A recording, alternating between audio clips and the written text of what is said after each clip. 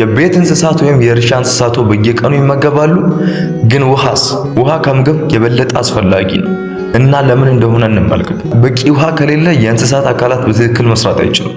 የምግብ መፈጨት ፍጥነት ይቀንሳል፣ የደም ግፊት ይጨምራል፣ የሰውነት ሙቀት ይጨምራል እና ጥቃቅን ህመሞች እንኳን ገዳይ ሊሆኑ ይችላሉ። ውሾች፣ ድመቶች፣ ላሞች፣ ፍየሎች ሁሉም ንጹህ ውሃ ዘውትረው ማግኘት ያስፈልጋቸዋል። የሰውነት ውሃ ጥቂት በመቶ ብቻ እንኳን ማጣት ድክመት፣ ግራ መጋባትና ከባድ የጤና ችግሮችን ሊያስከትል ይችላል። ያለ ምግብ ሊቆዩ ይችላሉ፣ ነገር ግን ውሃ ህይወት ነው። እንስሳት በደመ ነፍስ ነው የሚጠጡት፣ ነገር ግን ውሃው ቆሻሻ፣ የቀዘቀዘ ወይም ያነሰ ከሆነ ድርቀት በፍጥነት ሊያስከትል ይችላል። ለቤት እንስሳው ቆሻሻ ውሃን ከመስጠት ይልቅ በቻላችሁት መጠን ንጹህ፣ ፍሬሽ እና በቂ ውሃ ይስጡ።